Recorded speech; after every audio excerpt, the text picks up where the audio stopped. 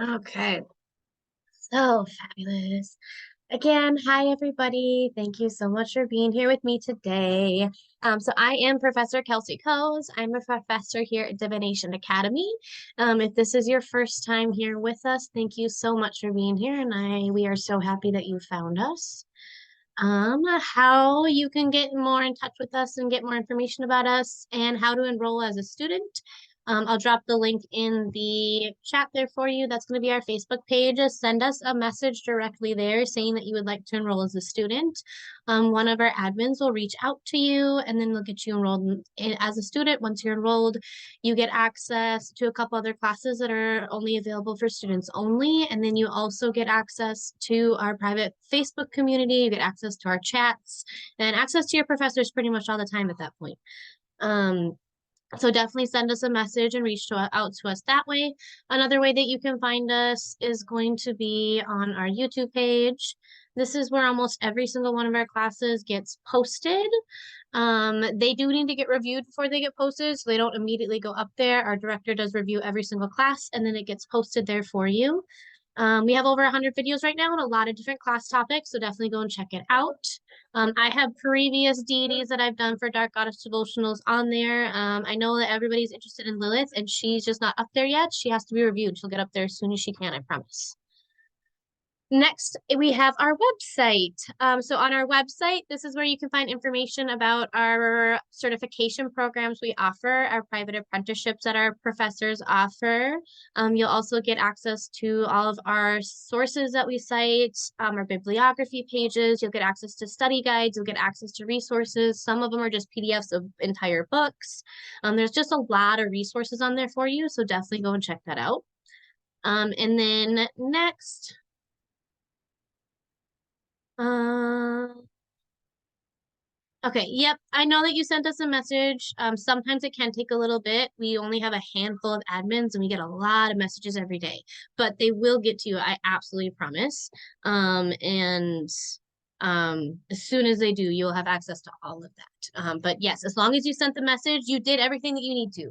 We just have to wait for one of our admins to reach out to you, but we will get to you. I promise we will. Um, Okay, so the other thing about me, I always do a little disclaimer about who I am. Again, I'm Kelsey Coes. I have been a solitary practitioner for about 15 plus years now. I consider myself a mystic. I walk and pull from all different paths, all different pantheons, cultures, religions. I practice in a sense of duality and gray. So I do pull from both paths, past light and dark. That's a big reason why I'm doing Dark Goddess Devotionals. I want to change the narrative, the perspective, and how people view and work with these deities because they're amazing deities to work with. The disclaimer that I always have when it comes to these classes is that I ask that you come to them with absolute reverence and respect. We aren't coming to them as if they're like bad, evil entities or anything like that. We're coming at them as if they are beings that are solely there to help us. They're helping us to bring us into our shadow.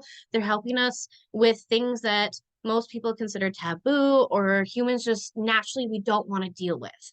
So we're coming at them from a very respectful place, a place of honor, a place of reverence, and we're really wanting to get to know them because part of this is I will invoke them for you. If you've never been with me before, I will invoke them for you at the end so that you can meet them, you can get to know their energy, and you can kind of get to feel if you want to start to work with them and incorporate them more in your practice, your daily life, and in your spiritual realm.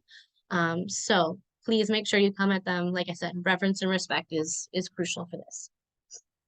Okay, so before we get started, does anybody have any questions, comments, anything they want to tell me at all before I get going about the Morrigan?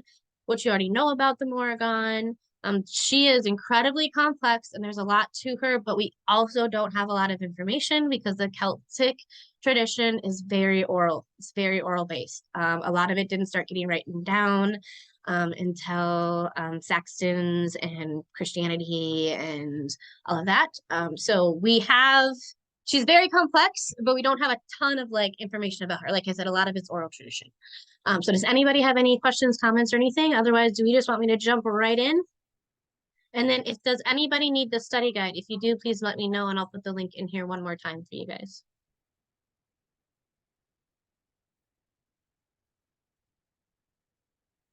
Yes, that is definitely a version of her. Study guide is needed. Okay.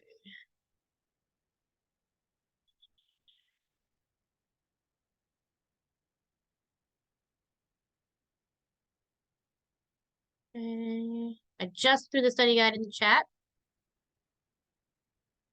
That should be there for everybody. And if you need a PDF version, I'm told that you should be able to just click on it and you should be able to convert and open it into that if you'd like, on your device. I've been told that it should give you that option. Okay, so I'm gonna get going then. So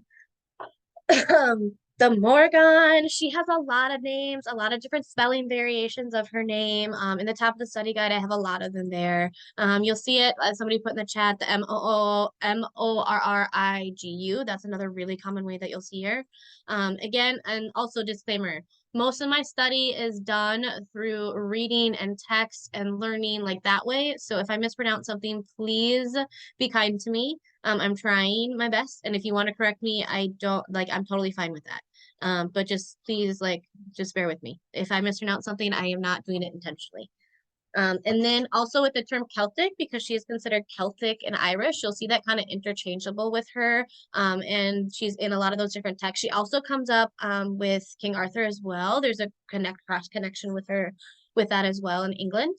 But the term Celtic, just so that you know, that identifies like similarities between language, art, stories, and customs and cultures in the regions of Ireland, Scotland, the Isle of Man, Wales, Cornwall, and Brittany. So like it's geographically it's a big area. Like it's a lot of people, different types of people and tribes that encompasses that she was involved in. So it's a big span of people that she also influenced. So just remember that when you hear the word Celtic or like Irish, like it's a lot of groups of people that she was involved in. Um, a lot of things that she's known as, and like where you'll kind of a lot of hear her described, is she's known as the Phantom Queen on the battlefield. You almost always see her associated with a crow because most of her stories are, you'll see the crow soaring over the wreckage and the ruin of the battlefield. In one story, and I'll go over it more in detail, the crows actually are there and like they eat the corpses, they swallow up the corpses, and then they spit them out, regurgitate them to give them to rebirth them. So that like the crow is like super sacred to her, like it's there to represent like her form of and her tie to rebirth and transformation. That's a huge thing that she represents, is rebirth and transformation.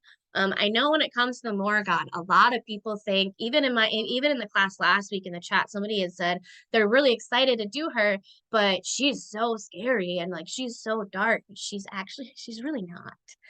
She's really, really not that scary. She's really, really not that dark. And when you look at, because she is considered a triple goddess in a couple different senses. Wicca likes to combine her and like do the mother maiden crone. That's not actually like traditionally like how she's seen. I'll go over that more in detail as well a little bit later. But in each of her three faces that she's shown, almost all of like the basis is protection and war and battle, and like she is there to like fiercely protect you. Most of her myths and her legends, like she is said to be the decider of wars. Like she is the one where like her crows are soaring over the wreckage. Like she's very like she's surveying the battlefield and she is deciding like which warriors are going to live and die. Like she's going to decide like which ones are going to be consumed and rebirth. Like she's deciding like the victory of it. She's also attached to some very strong and like very like important people when it comes to like the Irish land, and I'll go over that in a little bit later as well. There's just a lot to her. Like I said, she's very, very complicated. There's a lot to her. And again, like she's not dark. She represents rebirth, the light, like the life cycle. She represents protection and magic. Honestly, when you look at her three different facets, when we're done with it, you're gonna look at her and you're gonna be like, wow, in almost every single area of my life, in almost every single area of like magic and witchcraft, I can call on the Morrigan. I can call on her because in some way, shape, or form, she's going to help me connect to that. She's going to help me grow to that.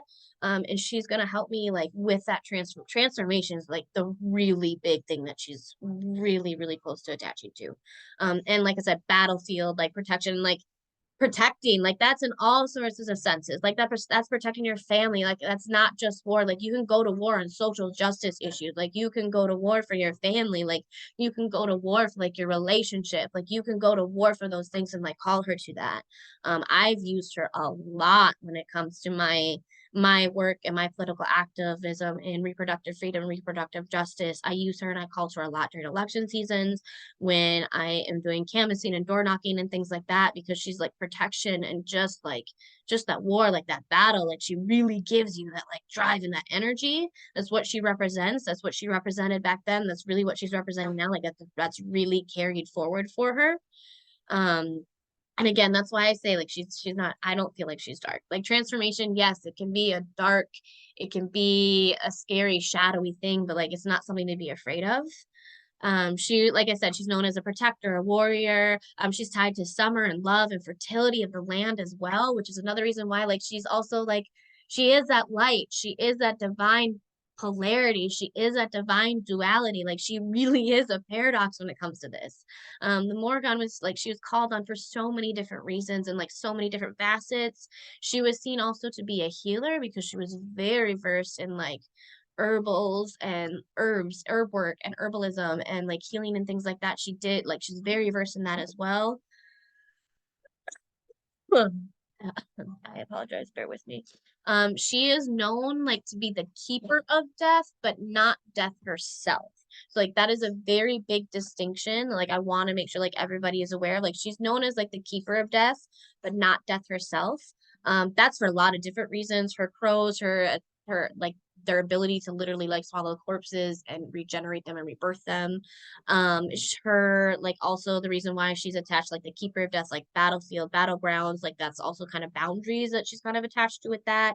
And then she has a story that I'm going to go over in her myth where she's actually really, really attached to. There's a story with her in Dogma, which he is the underworld god, and she actually, Samhain is attached to her, and it's very spiritual for her. She goes down there for a year to sleep with him to be able to um, have blessings for warriors in the battlefield. It's an arrangement that they've made every single year. We'll go over that a little bit more in detail as well. But like, so that's another reason why she's associated as like the keeper of death, because she is the reason why like that veil is being open. Like she's the reason why that veil is considered open, that portal is considered open, why you have that connection to the underworld during that time, because she herself is opening up that portal to be able to enter that. And to continue that deal for her, to continue that deal for us. She's also known as an incredibly gifted shapeshifter. She's known for her favorite is a crow. Ravens and crows, they are different. They are different beings. By the way, they're different. Some people argue tooth to nail, but they're different. So she has seen to manifest in that. She's also actually mainly that one. Sometimes you'll see her like there are certain paths. Wicca likes to do it where they split her into three, and you'll see her manifest like as an old like hag, more like a crone figure. You'll see that as another option as well that you'll see her in. And that's not quite shape shifting, but still. She's also attached and said to be one of the. This is one I may don't don't be kind to me with the pronunciation. She is said to be part of the Tua de Datan, and they are the folk of the goddess Danu. But the goddess Danu is literally said to be the goddess of like all and everything in Ireland. The Tua de Datan are also considered to be people of Fae. They're very attached to the Fae. They're considered to be people of the Fae. So it is tied to theory that like her grandmother would be Queen Maeve. So like she'd be attached, like she's not considered queen of the Fae, like that's not her role. That's not a title that she's given to. But she is said, that is one fact that like we see in multiple different texts and across multiple different cultures, like she's always said to be attached to those people. We don't actually know her origin because of, like I said, Celtic tradition. It was oral for so long before any of it started to get written down. A lot of it's been lost. We actually don't have any idea of like her origin. Her origin's actually a mystery. There's like a couple theories, and I'll go over that a little bit more in detail later, but like we really don't have any idea what her origin is. It's really just said that the Morrigan was just she's always here. She was just always here. She's part of those people. Like that's her lineage. Like that's who she is. But we really don't have much on her origin. When you also look at her mythology, like I said, she's tied to that tribe. That tribe's also considered the tribe of the gods. That's another way that you'll see them titled to, and you'll see them referenced. And again, you'll see her reference, to the goddess of Danu, but she's like I said, she's not considered, the Fae. She's also considered the Irish Celtic goddess of war, shape-shifting, death, crows, motherhood, sex, birth, shadows, destruction, love. She's really a lot of things. She's got a lot of different epithets. You have Morrigan, the goddess, the Celtic goddess of death, Morrigu. You have the Celtic goddess Morrigan, the great queen goddess Morrigan, the phantom goddess, the queen of the triple goddesses, because like I said, she is considered a triple goddess in two different ways. The main one really is like there's three. They try to split her into three separate entities like later on, like the mother, maiden, crone, and they try to like view it as like three different sisters. But it really is like traditionally and originally like it's three. There's three separate faces of her. You can approach her in both ways because it depends on your path and it depends on like how you want to work with her energy. So like if you want to approach her like mother, maiden, crone, like you can do that. She has been, like I said, she has, this is like a little bit more of a modern view with her, that is tied to Wicca a lot more. So if like that is your path, that's probably going to be kind of more how you're drawn to her. I personally try to work with more that mother, maiden, crone energy in a universal, like archetype energy myself. I like to use it as a whole because we are all three of those archetypes and all three of those energies all at once.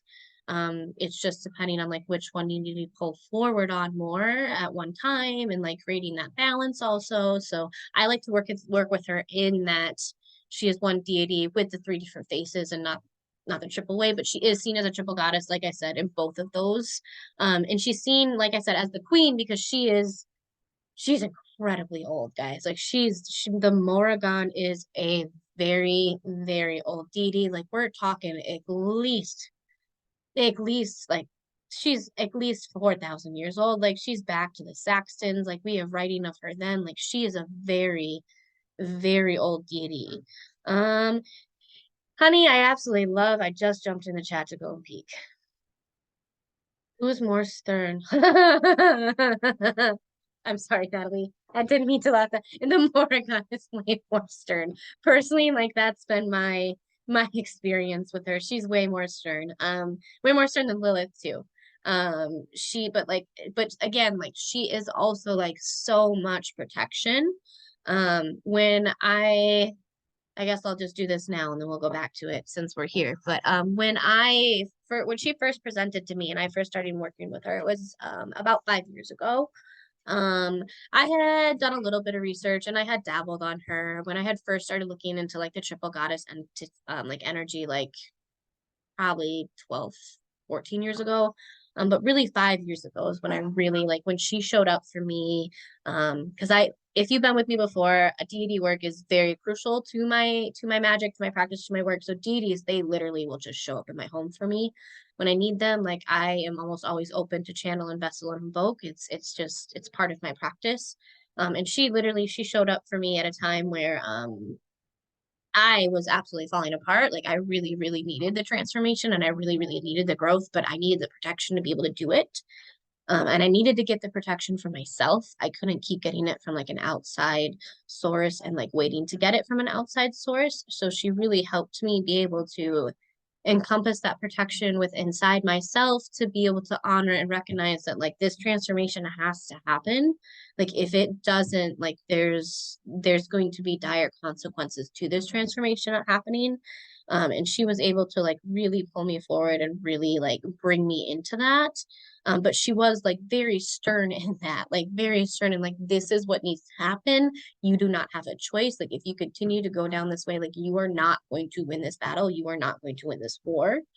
So she was very like very protective, very like, but still like very like, no, like this is it. Like this is the moment. Like you do not have a choice anymore. And she pulls forward really hard for me whenever I hit those points. She was there like for the birth of my son. She was really there for me for like that transformation. Because that's also going from, the maiden to the mother and my entire pregnancy and delivery, it was very traumatic. Like I almost died repeatedly. So like having her there for protection, like she was there that entire time for me. So like anytime that I've needed like a huge transformation and really have needed like that inner protection to like make me get through it, like she has been very crucial. Um, Also because I am an activist and I work in my community for multiple different causes and serving others. She shows up whenever I am really, really needed to stand up and protect others. When it came to getting the PRO Act passed in Minnesota, which is literally the most liberal, the most liberal abortion laws in the entire country. When we had to work really hard to get that passed, and she was there like beside me that entire time. Some of those protests and some of those calls and like it was not pleasant. My safety was actually at risk a few times. So like she is very, very protective in that manner. So yes, she's also, like I said, though, she's also very stern. And we're gonna go over Hecate tomorrow too, by the way. And then, honey, your comment on Valkyries, yes, it's a parallel that I drive between her a lot. I think that's why I like her a lot. Valkyries are, they're an entity and being that is very near dear to my heart. They're actually one of my favorites. I don't like to say I have a favorite, but if I did, yes, it would probably be them. And yes, I like very, very similar. Because like when I go through her myth and everything, like it is like a shrieking like cry that goes over the battlefield when like she's going over. But at the same time, like, is that a patriarchy thing or not? Like, is that the patriarchy kind of do I work with Valkyries? Yes, I do. I do. I love Valkyries. I love, love, love, love, love, love, love, love, love, love them. They are one of the entities that I'm going to go over in my class. I don't know when it is. It's sometime in November or early December. I'm doing one on all different type of paranormal and supernatural entities that you can work with. They are that's some, I actually started working with those beings before I started working with anything else.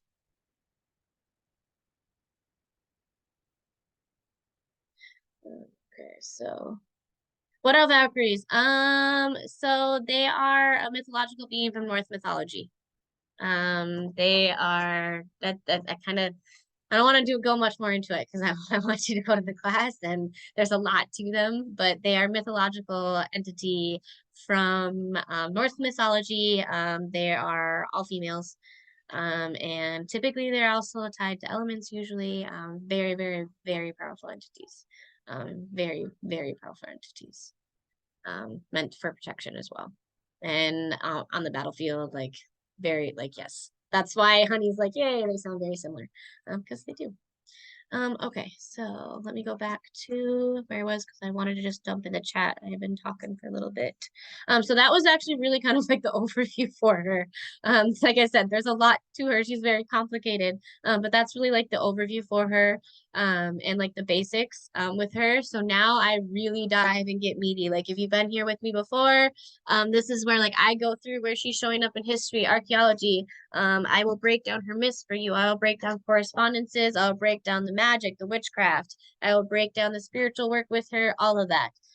But so that's your brief introduction to the Morrigan. Like that's really a brief rundown on where she is, and kind of like brief caption of everything I'm going to touch with you. So when it comes to like the archaeology and history with her, she was worshipped primarily during the Iron Age in Ireland. But we do have the earliest recorded mentions of her all the way back to 750 BC. However, it is super widely believed because that is an incredibly oral tradition that it is so she goes so far back that like we can't even date her back. Like she like has, because that is such an oral tradition, like we like her name has been translated so many times. We have so many different spellings, so many different translations from her. Her name can mean so many things. In Irish it can be translated from the Great Queen. Old Irish it's the Phantom Queen. There's also other etymology that does the Morrigan. There's other ones that say that she's the all-knowing, the one, the beginning. There's a lot of different translations from her because, like I said, it's an oral transition and she pops up in a lot of different places. Um, and when it comes to ancient Irish literature, in multiple different stories, one that I'm going to break down in a lot of detail for you. I'm gonna retell that. I'm gonna paraphrase that for the most part, the whole thing for you. But in one of them, like she does multiple different beings, but she's known to shape shift into a crow, a raven. She also does a she-wolf, an eel, a cow, a horse, and both an old and a young woman. So this point right here is where I think we were able to have that distinction come on later down the road and more in pop culture and more in modern times of when she gets to be able to like split into that triple goddess because she does shapeshift herself into both an old and a young woman. So they're like, okay, well now we can take and we can split her because she's represented in this story this way, this way, and this way. She's represented in those three different ways. But again, like when I break down those three parts, they're really specific, separate parts to her, but they're all her. They all come from her. And again, like in ancient archaeology and myth, she's also deeply tied to warfare. Each of her three aspects, which is there's a fourth one that slips in there sometime, which is Anu, but typically it's, and again, please bear with me on the pronunciation. It's Ab Nemnem.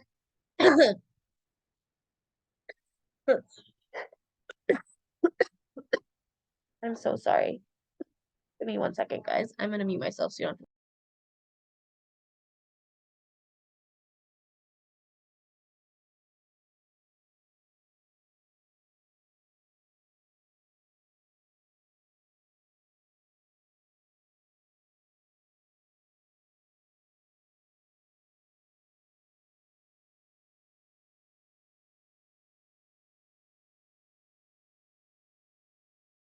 Whew. Okay, I'm so sorry, guys. I apologize. I do have asthma, so sometimes that sneaks up when I talk for a long time. All of a sudden, I'm just really winded, and that just happens. So I apologize. And I also, like I said, I didn't want you to listen to it. But Bob, Nanem, and Matcha. Those are the three. Those are the three separate faces that you'll see throughout literature, and it's written in archaeology and myth. You'll see it in the different archaeologies, the histories, and the myths. Those are the three different faces of her.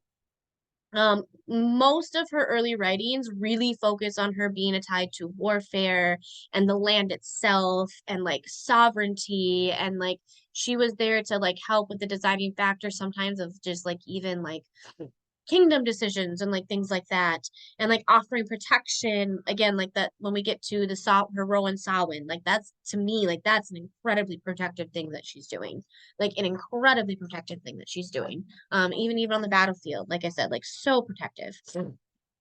But then later they really start in different writings, we start to see her, they really start to focus on her connection to death, which I think is why like she starts to be seen more of like a dark entity, a scary entity. Like you don't want to deal with her, you don't want to touch her because people don't want to deal with death. I don't know why. I love death. Death just means you're being reborn. It's just like literally, it's just the next transition. It's rebirth. It's just, I love like death is amazing. Like it's a very powerful, like it's the most powerful transition you can go through.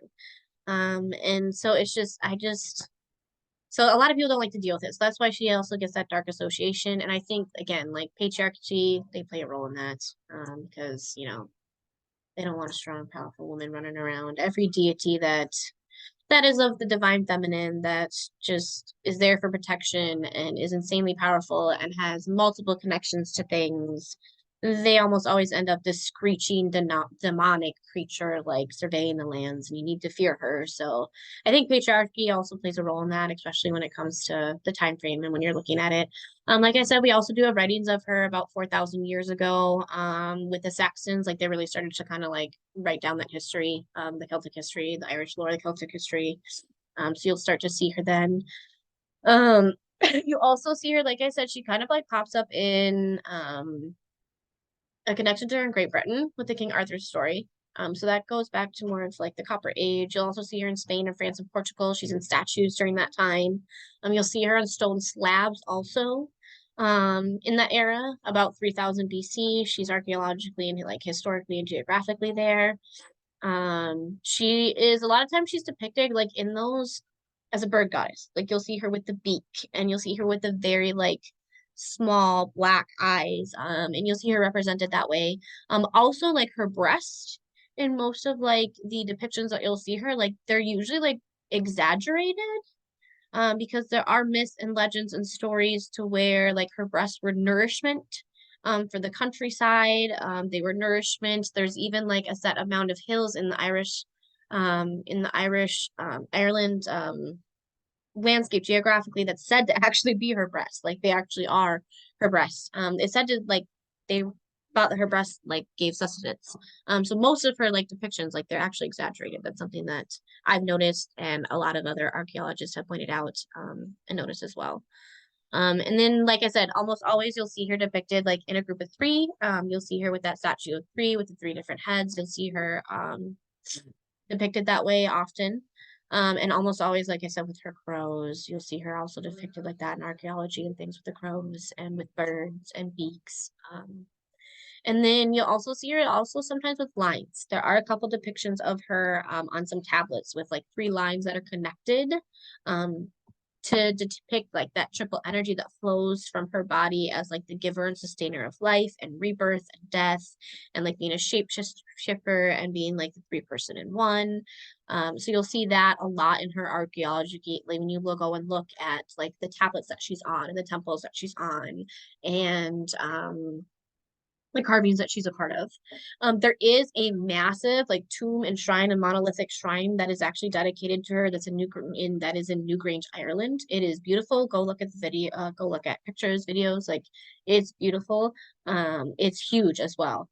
It is three stone cells. They have three stone basins. Like everything there is really in threes. There's engravings of like triple snakes and spirals and coils and on the arches. Her sign appears on there all over the place. There's lots of art altars and sacrificial vessels and vases still left there. And like it was a very magnificent place that was like truly honored. It is huge. Like definitely go check it out. Again, it is in Newgrange, Ireland. Um, it's a megalithic tomb shrine that's like dedicated to her. It's still even used sometimes today. Some Celtic druids. It said that they go there for something. It's also said to be the place where the portal would be opened for her to go for her mating time on Samhain with Dagna, which is the great god. And she's, once a year she's his consort. So like that is a temple where they would honor her. That's a temple where they would perform a lot of different like ceremonies for her. This temple and this place also shows up in, I believe, in Finnegan's Wake. Don't 1,000% quote me on that one. I'm gonna double check that one actually. I think yes.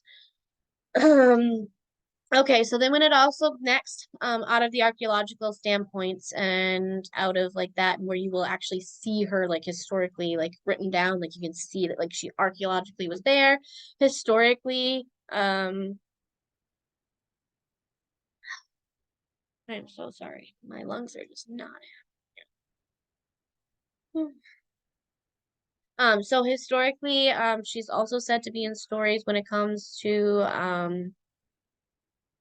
banshees and tied to banshees. And she's very strongly associated with banshees. The banshees appear in Finnegan's Wake. So that is what as well where she shows up in Finnegan's Wake. That is a myth I'll go over a little bit later to more detail. And then I just want to make sure I'm not missing anything when it comes to archaeology wise. Because like I said, we don't have a ton of her when it comes to that, but I just want to make sure I'm not missing anything that I wrote down that I want to make sure I. Okay, before I go on to the next chunk on her myths and everything, do we have any questions at all? Okay.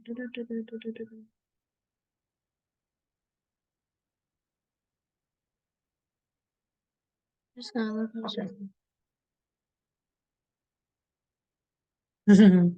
she usually typically is. I usually don't have a problem with her being like disrespectful. And like I said, like I don't find her to be scary at all. Like like I said, she's stern and like she's very protective, but like she's never come at me like in an aggressive way, in an aggressive manner. Like I've never ever once had I had a bad experience with her. Like I've never had experience where I've been like, like she is like dark. She's too much. Like I can't handle her. I've never had an experience like that with her. She's usually very respectful. So yes, that doesn't surprise me at all. That's typically, like I said, she will get in your face, but she like she is respectful in that manner though. Okay, so since I don't see any questions or anything at all, I'm gonna go next into like her myths and where she shows up in the myths. The first one that I'm gonna do is gonna be the main one that's really associated to her. If you've really looked into her actual myths and stories and like where she's attached to, this is gonna be the one that you've probably found. This is gonna be the one that you've probably heard of. So she shows up in the Ulster cycle. It's one of Ireland's oldest and mythic tales. So she like that's the other thing. She's also in one of the oldest and mythic tales within the oral tradition, their history. She has an incredibly interesting relationship with the hero of the story. And if you were at Carradine last week, this is another one where you're gonna have a shape-shifting race go on, by the way. Not like it, yeah.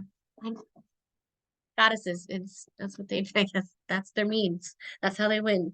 Okay, so it's a very interesting relationship. In the story, the hero, his name is again, please don't be kind. It's Khan. And the hero, she actually like sees him. She gets really, really enamored with him. Like super enamored with him. Like she's like, oh, like I like she really wanted to like be with him. Like she wanted him to be with her. Like she made advances on him and he denies her. Like straight up like denies her. Like doesn't want to be with her. Like doesn't want to be their consort. Like doesn't want anything to do with her. And she does not take to that kindly. Why he denies her, we don't know. Like I've looked, I've tried to find like any reasons like why, like there's like they don't have any written story why. But he denies her. And so like she gets pretty pissed off. Like she gets pretty like her ego takes a hit. Like she gets pretty mad. Um and so sorry. It's just funny. So she gets really mad and she kind of like starts because he is also like I said, he's a warrior and he's spending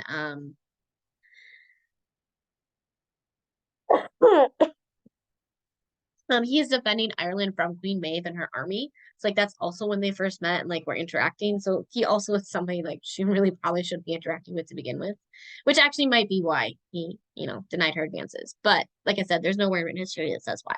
But again, she fell in love with him. Like he didn't want anything to do with her. And then because of that, like she got pissed off and a huge battle begins. Like she just like starts a raging battle about this. Like they're fighting. Like she's pissed off. And then she chooses to use her ability to shapeshift, and she transforms from a woman into an eel. And this allows her the ability to actually just swim up to him. Because she's like, I can sneak up on him. He's over by this ford. Like, I can just sneak up on him. I can trip him up. I can, like, come up on him and whatever. So, like, she's like, okay, I'm going to turn into an eel. I'm going to sneak up on him. And she does that. Well, he is a very experienced warrior. He's a very experienced fighter and doesn't work. He sees her coming. He literally punches her in the face as Neil, like literally punches her in the face, manages to actually hurt her while doing this, even though like it's just a temporarily, like she just is only temporarily hurt, but manages to hurt her. And then so she transforms into a huge wolf. Because in her head, she's like, that's not gonna work. So let me transform into something different. So then the wolf runs at a herd of cattle to start driving the cattle at him. He manages to grab one of his slingshots. He uses a firestone and he shoots it into the eye of the wolf and the eye of the Morrigan and temporarily blinds her. So she's like, oh crap, like I need to transform to something else. So she quickly transforms again into a cow. Transforms into the cow. Like, remember, she had already like gotten this herd of cattle going and started driving them towards them. The cow get all riled up. They go after the herd. They manage to stampede towards him, and he dodges the herds and he hits her with a stone and breaks her leg. So she's been hit 3 times. She's been injured 3 times. Like he's gotten her 3 different ways. She's blinded in one eye. Like her leg's broken. So she literally has no choice but to actually admit defeat. Like she literally actually admits defeat, walks away, completely missed defeat. So he makes his way back to his base after winning the battle, and along the way, he meets this elderly lady sitting on a little stool. She's milking a cow. He's super tired from battle. He's not paying that much attention to what's going on, but he noticed that the woman's there. He doesn't notice that she's blind in one eye. Her leg looks like it's recently been injured, but she's just sitting here on the stool with this milk and like not sensing that he's in danger. He stops to speak to her. And apparently, because, he speaks to her, this woman tells him, I'm so thankful for your company and you speaking to me and you listening to me. Would you be willing to offer this drink of milk that I have for you? And he accepts it and he drinks it and he blesses the woman. Well, he doesn't realize that when he does that and when he blesses her, he does so and he cures all of her injuries. So the Morrigan, who is this woman, is now fully restored to her strength. So she's fully restored to her strength. She has her wits about her. She's like, I'm not going to attempt to engage in him in battle right now. I'm not going to do that. I'm not going to do that. But as like this old woman, like she, in some stories, like there's a couple different versions that I've found. One, she like doesn't say anything at all, and he just like goes off into battle. The other one, she's like reveals to him on like who she is, and she prophesizes because she is also tied to prophecy and fate. She is a goddess of prophecy and fate. She prophesizes that he will soon be dying on the battlefield, and she prophesizes that a crow will be there to let him know. So there's those two different versions. So then he decides, depending on which one you follow, like he leaves, he goes back to battle. There's actually like this really, literally like detailed story with him in this battle. But by the end of the battle, like he's literally like so determined to die, like standing up, um, that he literally like takes his entrails. He's dying no matter what. Like he takes his entrails, he ties them around a rock to make it look like he's standing up. So his enemies like still kind of like keep going, thinking that like he's still alive, like he's still a formidable opponent standing there. And then all of a sudden across the battlefield in the story and in the myth, there's a crow that comes flying across and lands on top of him, on top of the corpse. And that's when they realize, because the corpse doesn't move and doesn't do anything, that he's actually dead and he's not there alive. So like that's also like a tie back I feel to Morgan, and like haha, like she got her last word, like I told you, like I told you, like, and she like wanted to be there to witness that. So like that also like ties into that story as well. So like I said, this is the most famous story, like where you see her in like Irish myth and like Celtic myth and Celtic legend. Um, Okay, so do we have any questions about that? I'll jump back in the chat here quick. It will be cool if you teach. I'm planning on teaching about Medusa. She's probably going to be a bonus class, so I just don't know when. I have a lot of classes I'm teaching.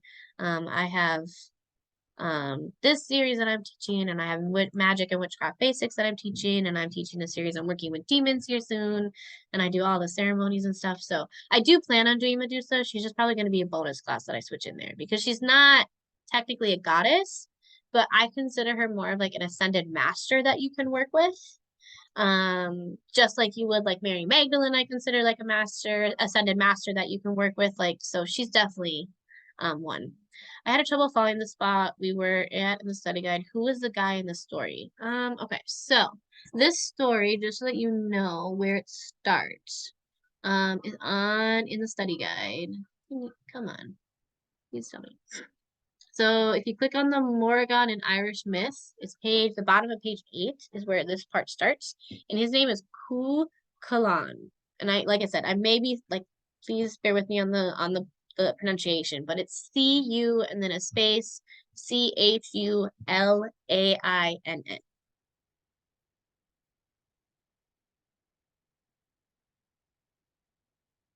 Fabulous. Okay, so I don't see any questions or anything about that. So we will go on to the next chapter. Okay, so next chunk that we have, also when it comes to the myth, another place, like I said, you'll kind of briefly see her mentioned in Finnegan's Wake.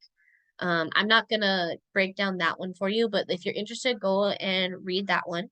I'm pretty sure in the study guide I gave you the resources to get to that one. If I didn't, I'll link it after class. But she does show up in Finnegan's Wake as well. And Washer at the Washer's Ford. And then also, there is a very strong theory, and a lot of people subscribe to the fact, especially because of the region and the retelling and the writings and like how like history went, that she's actually the Morgan Le Fay in the Arthurian stories and King Arthur and the Knights of the Round Table, and like she's actually like that's actually the Morgan. So there's a lot of theory that like that's also like another myth and legend that she's a part of. So if you don't know that story and like her story with Genevieve and like all of that, like definitely go read that. That's another perspective to look at her and who she is and who the Morgan is. There's a lot of people that believe that, and I can definitely see the connections just because of like again geographically and the people and culturally and it makes a lot of sense. Like it just makes a lot of sense. Okay, so when it comes to Morgan's characteristics, like I said, two different ways that you can view her as a triple goddess. It depends on your path, it depends on your practice. Neither one is right or wrong. It, like I said, it really just depends on your path and your practice. You can see her as a triple goddess as three in one, or you can see it separated and split up. You can also see her as both ways. I use both. Sometimes I use the energy one that way. Sometimes I use it another way. So it really, like I said, it just depends. The names associated with her, like I said, sometimes a new pulls up, but it's really traditionally the Bob, Matcha, and the Namain. And in modern Wicca, like I said, she's usually like the triple goddess, the maiden, mother, and crone form is where you'll see her split up in that way in that energy. Um, when it comes to Anu, that's also another name for Danu, which is, like I said, that's the one, the great Celtic goddess, the one, the Mother Earth, the energy, like everywhere that we are from, that like the all, like that's the great goddess of all. She's considered to be the mother of like all the like Fae people for in some ways. She's considered to be the mother of the Tuatha Danann, the Tuatha De Danann people. But again, I don't this is a little bit like more modern. Like I don't really see like I don't view her this way, but like I said, I include it all. So this, like I said, this is a little bit more of a modern. And the reason why this is associated to her and a lot of times why she gets attached to that name is because of that title that she has of Phantom Queen. Because like Phantom Queen, Great Queen, like it really seems like a very all-encompassing power and all-encompassing word. So that is why like that connection gets drawn to her. But the three main ones that you'll see her to of the attached her. So Bob, she's considered the crow goddess. That's when the Morgan manifests. Like usually when she manifests as Bob, it's the crow goddess. She's the one that's gonna hear, like you're gonna hear like her wings and like that's when she's like the fiercest. Like this is when like you really need her to be fierce. You really need her to be there. She is like literally known to cause chaos in this form. Like this is when she is like in a frenzy on the battlefield and she is there like literally just to obliterate everything that around her. Like this is a very like destructive energy that's meant to rule over conflict and death. This is where like it's more of like the crone aspect. So if you want to come at her from the triple goddess, like and break her up that way, this is where you'll see her as a crone aspect. And then she can also manifest in this way as like the old woman. This is where she's like considered to be like the death bringer, the harbinger of death. Like if there's like the scary, like dark plus like face that most people know her as, it's this one. It's this face right here. This is the face that like most people see, most people know her as. This is that dark, scary, like terrifying, like goddess of battle and destruction and like wind and warrior and death. And then you have Matcha. That's the next face. That's considered the sun goddess. Also a war goddess. So again, like I went over in her order in the overview, like every single one of her three aspects are tied to battle and war. Every single one of them. Every single one of them. But also like I said, Matcha's a sun goddess. She's a little bit more the softer side. This is the side that really like I said, like don't think that it means it's like all lovey-dovey. It's just this is her softer version. We all have one. She's the solar goddess. She's connected to like the summer, the fertility, the love. Like this is the fertility. Like she needs to be connected to fertility in order to be able to transform and give rebirth. You need to be connected to the death aspect for transformation and rebirth, but you also need to be connected to fertility to be able to be connected to transformation and rebirth. Because you have to like that has to be there in order you have to be able to have that. Then you also see her, like I said, in this one This is like more of her like divine paradox. This is the life bringer. She'll see her call on this a lot, like when in a sovereignty, when she's used for sovereignty disputes between like tribes or between kingdoms, or like pulled up with kings and queens. That's when you'll see her a lot. And this one, you'll see her use in this aspect also for granting prosperity over the land and like the harvest. And then this is also the aspect of her that I attach to Dagda. And when she goes down to Samhain for Dagda. The reason being because this is her aspect of her that's attached again to the fertility and the love, and like love comes with that absolute like fierce protection. Like some people think that she actually has a love for Dagda, other people don't. Like it depends on how you view it and how she presents it to you. And it's also like this very like motherly type of protection, like a motherly protection, like it's not always, because again, like I've experienced not having that, but like if you get like that motherly like protect, like it's fierce, like it's very like fierce, and like there's some things like dark corners of my mind. I'm like, I wouldn't do that, but if it came to my son, yeah, I would do it. I to protect my child, I'd do it. So like that can be very, very, very fierce. Um, okay, let's see. Let me jump in the chat just real quick.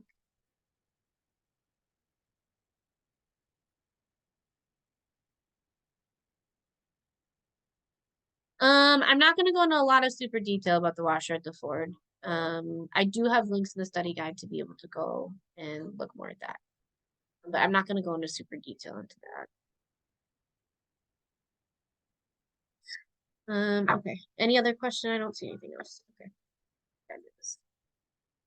Okay. The next aspect and characteristic of her is Nemain, which also known as a dose of poison. That's one of the names that she's also known as. That's the third aspect. Um, and she is actually said, this one is actually she's specifically named as Bab's sister in the mythology.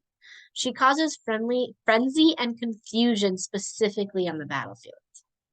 And that's why she translates like her name translates specifically to a dose of poison, because of like it just spreads like the confusion and frenzy that she causes on the battlefield to cause warriors to like not know what's going on, to make mistakes, to attack each other at times. Like she just causes that. Some even relate her to Nemesis from the Greek goddess traditions. But yes, this one like she's also like tied to like this is another aspect of her that's tied to death more as well. So I'm gonna break down here where spirituality, what she was called to for magic, for practices, like in different religion, like and not, I guess not different religions, it's really just this one that she shows up in. But I'll break it down. So for a goddess of war and battle, she's associated with all of that, like I've talked about many, many times. She was known for inspiring fear and courage in warriors, also being able to foretell their fates. There's a couple different hymns. I'm pretty sure I have them linked in the study guide as well, and I'll go over them a little bit later too if we have time. But there is a couple different hymns where they talk about her actually being able to foretell a warrior, like if he's actually going to survive in battle or not. And there's also hymns that say, and stories that say she's the one that even makes the decision, on that as well. So that's again, like where we see her on the battlefield and in war. She also like serves with war as a reminder that it's also kind of like inevitable, like conflict's gonna happen and you're gonna be called to action. And like when you are, like you just need to do it. Like when you're called to action, like you just need to do it, but you're also gonna have that protection.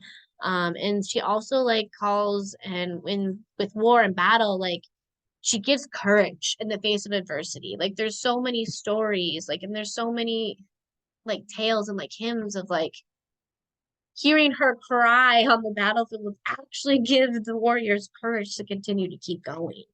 Like it would actually give the warriors like the means to continue to move forward, to step up, to keep fighting, to keep going. Like it reminding them the courage that they needed in the face of adversity. Like her screech was like not always seen as this all like guess what's the word I'm looking for? Ominous thing like that you needed to fear, and like that was coming across the battlefield. Like a lot of times the screech was literally seen as like a reminder to like you need to keep fighting and going for like what you're fighting for. As a guardian of fate and prophecy, she is intimately linked to those.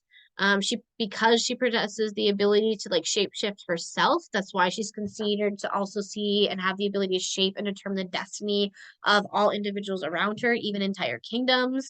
She is known to have very strong prophetic prophecy powers and oracle powers, and be able, like I said, to foresee battles and events and be able to influence outcomes and abilities to see. Like she's really seen as a weaver of fate.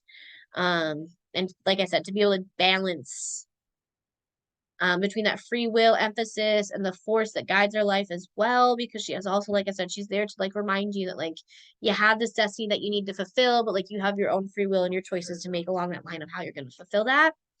Um, and again, in Celtic and Irish mythology, I've touched on it a couple times too. She was also seen many times with sovereignty.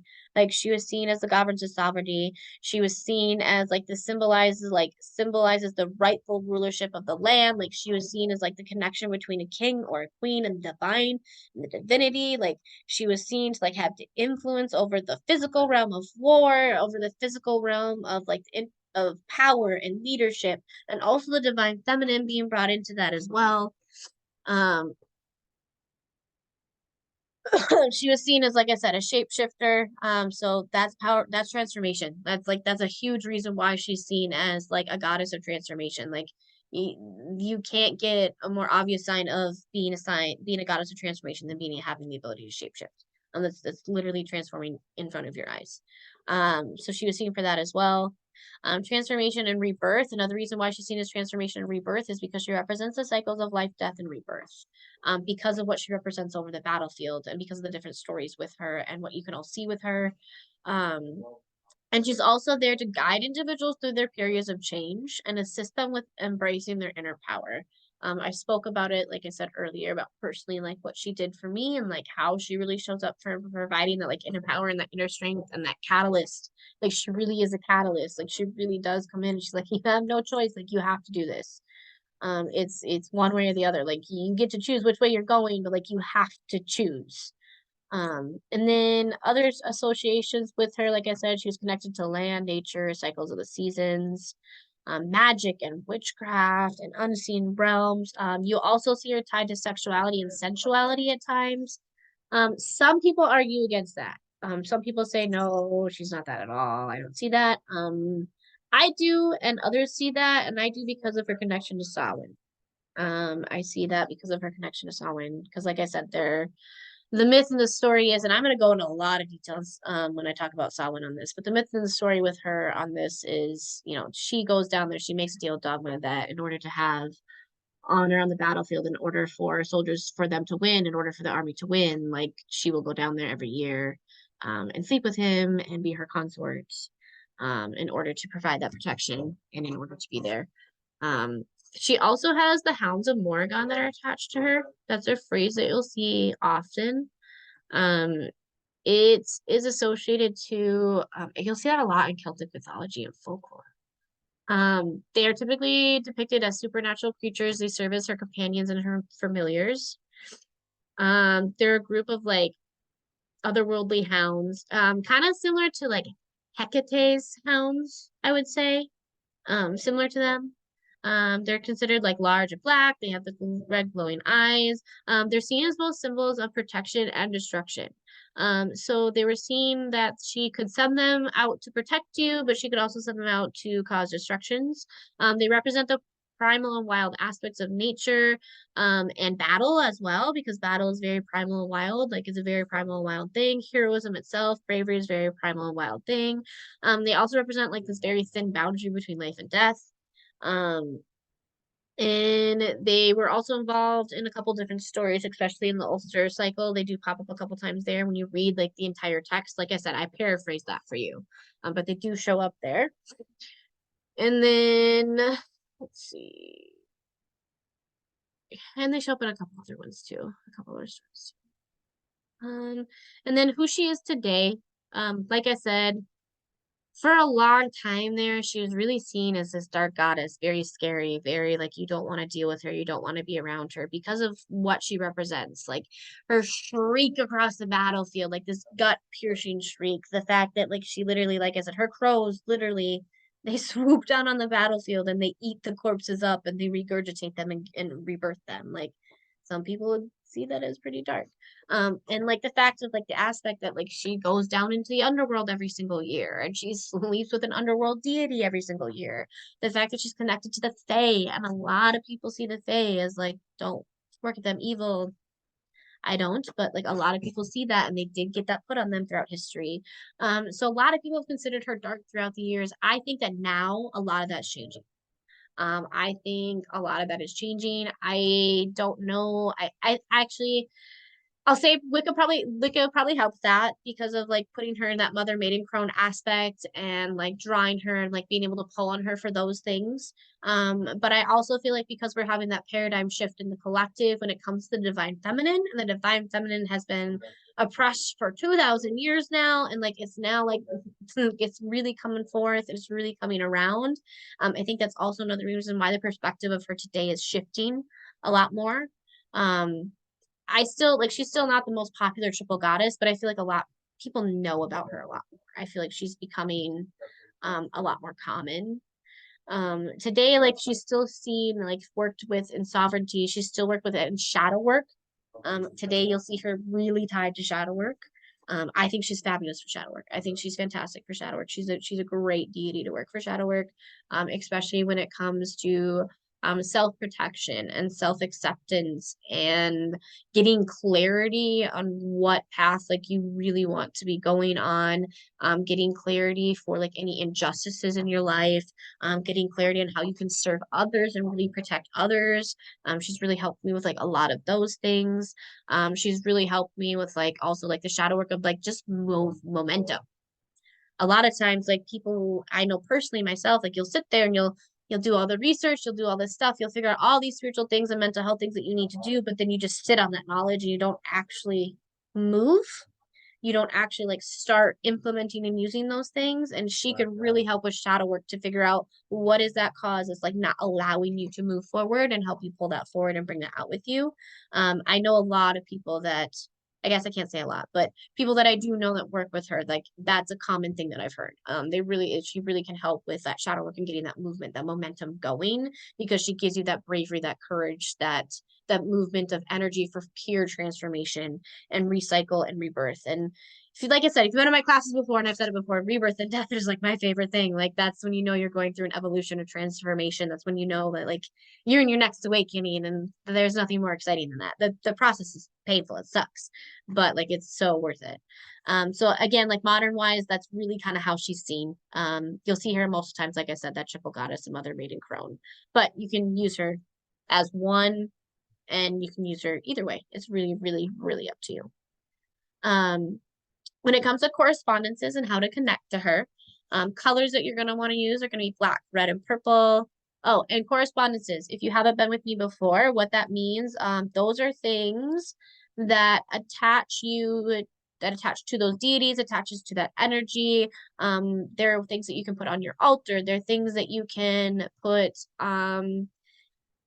for spell work that has to do with them, ritual works that have to do with them, prayers, invocations, summonings, anything like that. So that is, I apologize. So that's what a correspondence is.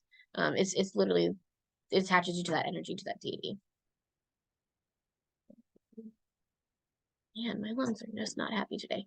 Okay, so back to correspondences. Animals, obviously ravens, crows, horses, serpents slash eels. Dragons sometimes will pop up with her. I think the main reason why dragons pop up with her is because she is so old and she is a very like primordial deity, and dragons are very primordial entities and primordial beings as well. So a lot of times I've noticed, especially when it comes to like dark goddesses and divine feminine and very, very old deities, you'll see a dragon attached, like almost always. Just they're considered primordial entities. You see it all over the place with that. Foods, red meat, red juices, red wine, meads, apples, pomegranates as well. Because I've actually had her work alongside Persephone really well. I've had her work alongside Persephone super well. I think they have a really great relationship because of Persephone's relationship to Hades and Morrigan's relationship to Dogma, and then also because of their connection to the underworld. Morrigan, like I said, like it's just they have that's why pomegranates are on there. Herbs and plants, mugwort, rowan, yew, clove, and sage. Incense is going to be sage and dragon's blood. I also use sandalwood. I use that almost always when I'm invoking though. So I put that almost with every deity. Sabbath is Samhain. Zodiac sign is going to be your Scorpios. Moon phase is going to be the dark moon. I have worked with her on all moon phases though. It really just depends. But dark moon is definitely going to be potent for her. Symbols and items are going to be a sword and a knife. You also have the triqueta. Again, I might be pronouncing that wrong. Please bear with me. Which is one of the Celtic like triple goddess symbols. Sometimes you'll see the triple moon. I don't see that super often with her, but sometimes you'll see it, especially like from a Wiccan standpoint. Water, the number 3, and then crow's feathers or raven's feathers are their symbols for her. Crystals and stones that I'll attach to her are going to be bloodstone, jet, clear quartz, obsidian, anything that's going to be a black stone that's attached to protection as well. So you can have black tourmaline, you can have smoky quartz, anything like of that will connect to her as well. And redstones, any redstones. I've had good luck with redstones as well, like carnelian, and red jasper too. I've had good luck with that one.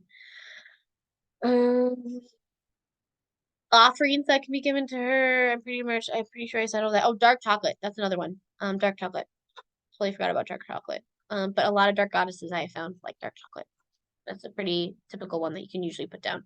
Acts of devotion and like worship that will really help you attach to her are going to be exercising and working out. Because that's getting your body moving, that's getting the energy pumping, that's getting it moving, that's you using your body, that's like battlefield, like that's preparation. Activism, any type of activism in your community for any type of issues. Anything that helps any type of activism at all. Researching her, as always, I always tell you guys, the more you research, the more you read. That's also why I don't go over absolutely everything. I put it in the study guide so you can read it, but I don't go over absolutely everything, and I give you other resources because I want you to also research part of her. Because like I said, I usually paraphrase almost all of the myths, and then I leave a couple out for you guys to go research and read, so that you can draw more of a connection to her as well. Because the more that you learn on your own, that's going to be how you sharpen that connection. Celebrating Samhain is going to be an absolute great way to connect to her. I personally don't pull forth Hecate on Samhain like most people do. That's actually not one of her. Yeah, some people think it's one of her sacred days, but it's not the one that I choose for her. I choose November 30th for her. But this one, the Morrigan is a big one that I do for Samhain, because of the story and her attachment to it specifically. And then even just like standing up for yourself and like setting boundaries. Like if you've had like a time in your life, like or a person or a relationship or something where like you feel like you really like have been sitting there kind of like pondering, like I need to say something about this. I need to stop, I need to stop this, I need to change this, I need to say something and stand up for myself. Like do it. Like that's what she's like, she will love that. Like she will take that as an act of devotion for her. Um Other ways that you can honor her are creating an altar for her if altars are something that you work with. I work with altars very intimately. I mean, I created a brand new one for her just so I can invoke her for you guys tonight. She's also typically always on my altar. I have her placed in the back center of my altar. Usually that's where I have her anchored. Just because she likes to be a center focal point, and then all 3 of her faces then can survey and protect over my entire altar because I use her as a protection point and a protection anchor. So that's where she's typically set with mine. You can use a crow as her image in any way, anywhere to honor her. Put it on the background of your phone, like put a crow like on your mirror in your bathroom, have one at your office desk at work. And then shadow work. That's another way to honor her. Another great way to honor her. Working with her, always make sure to approach her with reverence and respect. Always, always, always make sure to come at her with reverence and respect. Every single deity. I just feel with the Morrigan though, just a little bit more. Just because she is encompassing so many facets and so many areas, and she's a portal to so many things for you. Like reverence is very, very key for her. And again, make sure you know who you're dealing with, do the research to talk, make sure you talk to her, make sure you meditate, make sure you reach out to her, make sure you have like a one-on-one friendly conversation with her.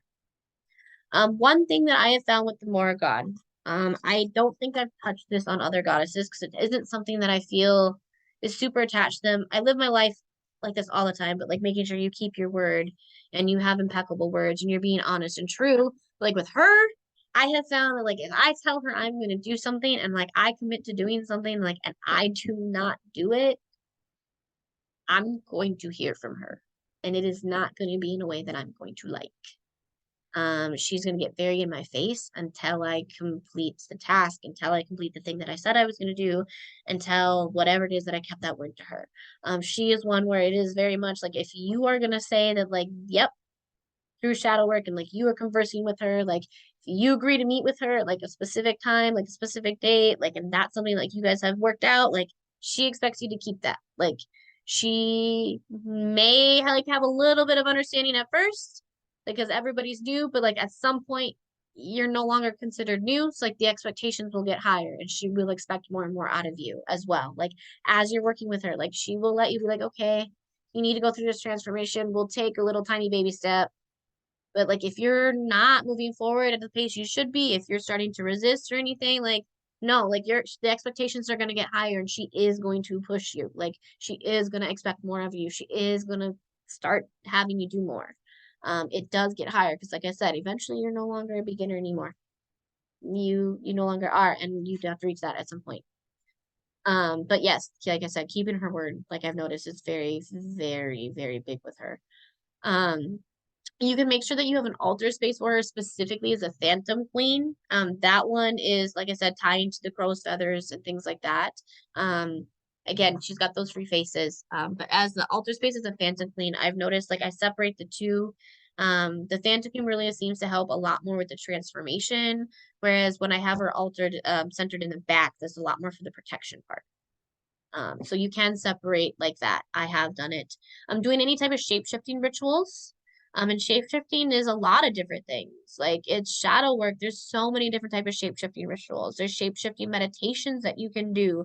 There's shape-shifting shamanic journeys that you can go on. There's shape-shifting shamanic drumming rituals that you can do. There's a lot of different stuff that ties around that you can do to honor her and to be able to work with her. You can also work with crow magic because she's so intricately connected to crows.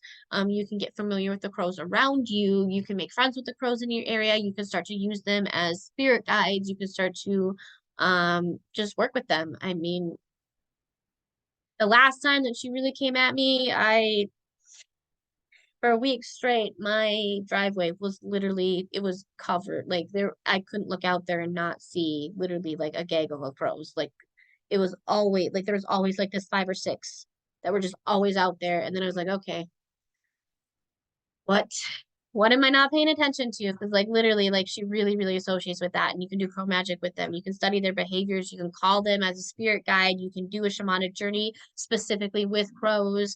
There's lots of ways that you can do crow magic and work with that. And again, like I've touched on it before, shadow work, sex magic. Like I said, some people argue with this one that that's not a domain of hers. I believe that it is. I've used her in sex magic. She can be called in with sex magic. It is definitely something that you can do. Um, I I think I think I don't see why you can't. Like she performs sacred sex and a sacred sex ritual every single night. Like every single year on Samhain Eve with the All Father. So I don't see why we can't. But again, you will find differing views on this one and this point. Um, you can also invoke her, but like if you've been to my classes before, I've talked about this. I really prefer that like you're really working with a deity for like a year before you start actually invoking. Now, calling them in and working with their energy and praying to them is different than invoking. And I've talked about that in previous classes and in the basics class, so you can go watch that on YouTube if you want more like detailed definition of that. But again, like invoking her is a way you can work with her. If you've worked with her already previously and this is just like more information for her, go for it. If this is gonna be your first time being introduced with her, like I said, please, like I want it, I've told you before, make sure you have that respect, that reverence, that really true connection before you invoke a deity into your personal sacred space and into your life. And then another way that you can honor her is also Samhain. So I'm going to break this down a little bit more now, in detail because I have the time. I wasn't sure if I was going to have the time to really break this part down with for you, but I do have the time on this one, for you to do this. Otherwise, I am going to go over this again on Samhain, when I teach it. Okay, so before I do Samhain, let me jump back to the chat. Let me see if we have any questions, and if you guys have any questions, you can always ask them. I have no problem with that. Melissa, okay, I'll respond to you later because you're now not here.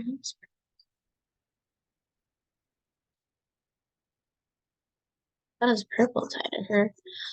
So if you have purple tied to her, the reason why I would say is because of her attachment to sovereignty and royalty. Purple is the color for sovereignty and royalty.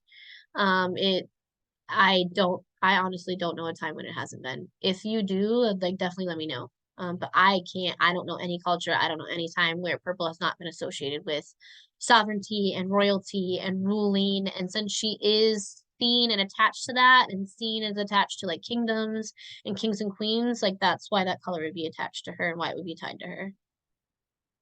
I have a beautiful earth dragon. Um, So Lila, I guess I don't, since I wasn't looking at the chat while I was talking, I'm not quite sure what your question is. What if you have a disabled child to care for? What does that pertain to? If you want to expand on that. I was just wondering if I was to make a day promise to meet with her and I break it because of caring for my disabled son, will she understand that? Yes, that's something that I feel, yes, yes, yes. Okay, that's all I want to know because you know, things change with him. He has multiple severe disabilities, including autism, epilepsy, and the list goes on. Hmm. So I I can't really make promises, so to say. I don't like making promises Yeah, because of so like him. so with that, I would suggest just don't. I don't always make promises of meetings when I'm gonna go back either because like I can get busy, my schedule can change. So like a lot of times when I make promises and commitments, I don't do it more in like a time frame. I do it more on like what the action is that I'm willing to do. If does that make sense? Does that help? Yes, yes, very much so. Thank you. You are welcome. Okay, so any other questions?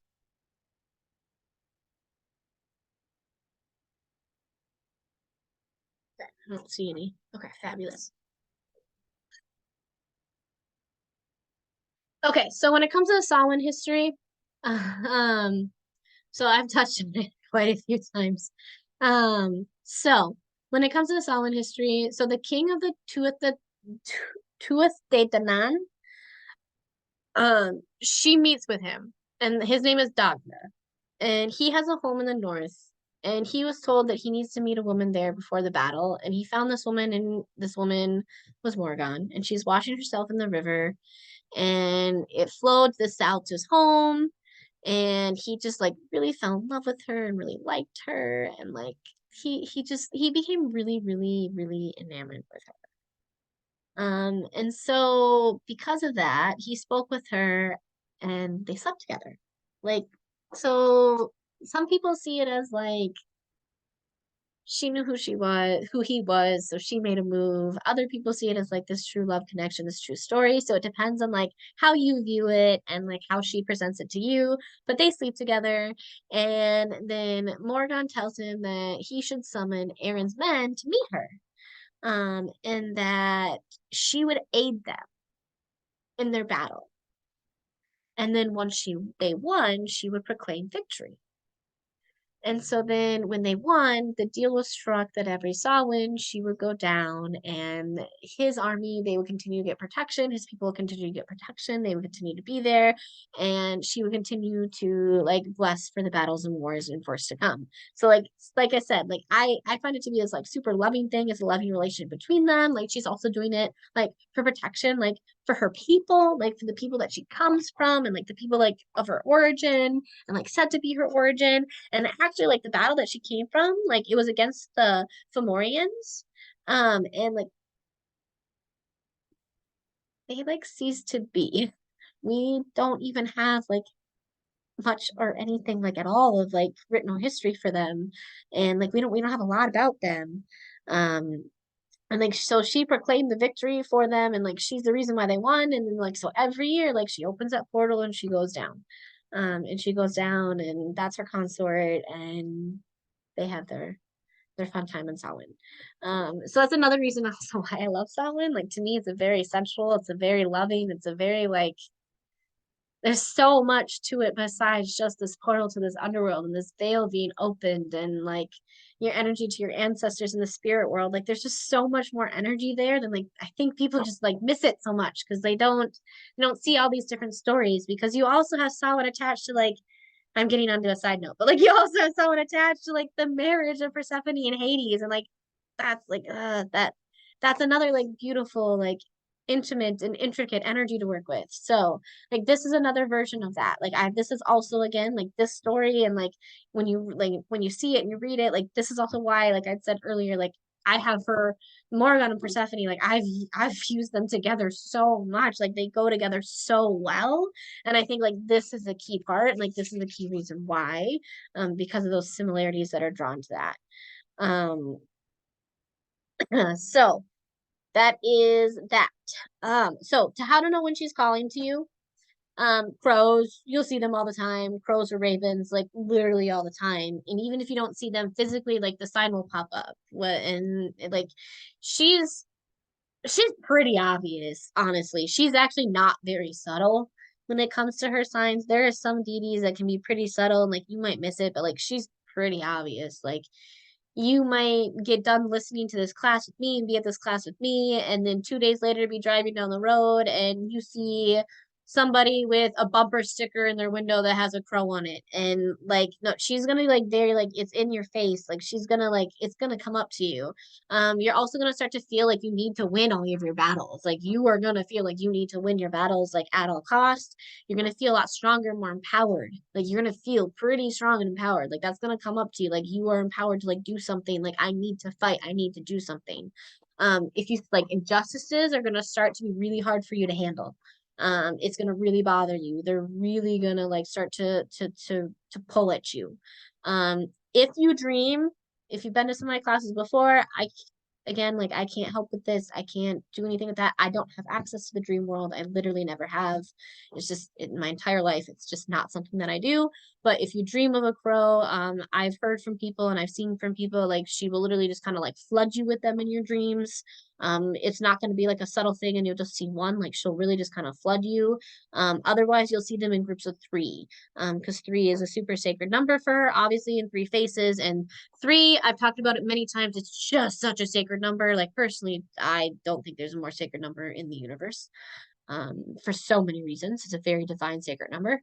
And then again, so you see three showing up over and over and over again in any way, shape, or form. Like that's another way to like notice like she's really pulling at you, like she's really calling to you. In the study guide, I do have some invocations and prayers for you. Actually, it looks like I only put one in there this time.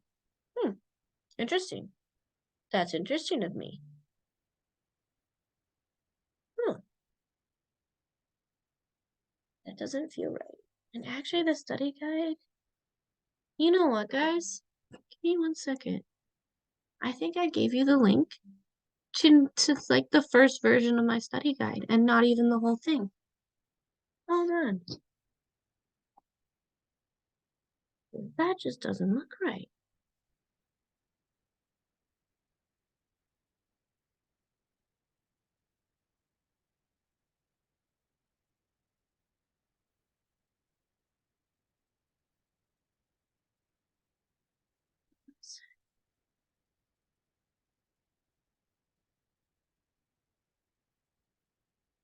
Did I really only give you guys one invocation and prayer to her? If I did, I am going to be editing this, by the way, after class to be giving you guys more, because that is not normal of me to do. Okay. Well, in the study guide, you have, that is what I did. Why did I do that? Okay. Wow. Okay, well, I'm gonna be adding some more for you guys after class, just so you know. But I do have one invocation and prayer in there, I guess, for you to be able to call to her. Yeah, that's weird. I usually have way more pictures in here too. What in the world did I do? Hmm, I'm so confused.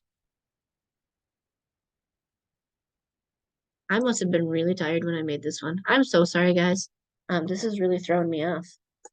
Okay, so I had that one invocation and prayer for you in there, for you to call to her and for you to use her and to pray to her. Otherwise, you could do lots of research on that. And then again, most of the resources I have linked in there, I'm pretty sure I have a couple of prayer books. Um, and a lot of times when it comes to invoking her and calling to her, even just calling to her as a dark goddess and asking for protection, and asking for like guidance and rebirth. How do I get access to your info? Yeah, honey, that makes sense. My whole family's been sick on and off for like literally the last month. How do I get access here? What do you mean, what info?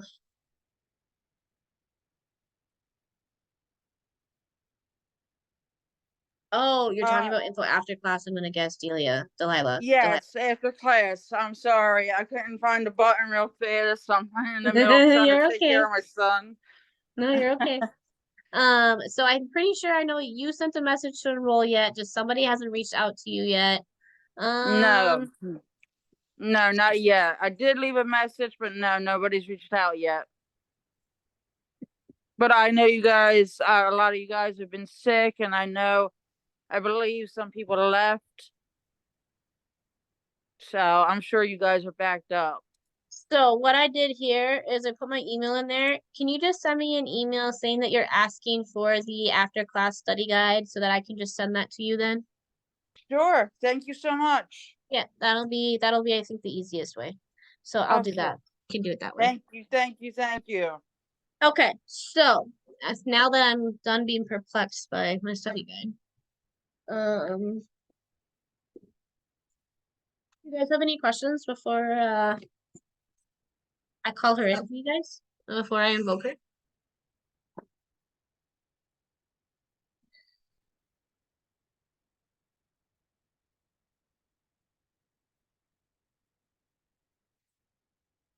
Okay, well, if you haven't been here with me before and this is your first time here with me, Um, so the last part of class here, this last like 30 minutes, I typically, what I'm going to do now is I invoke the deity for you. So I am considered a vessel and I can channel deities.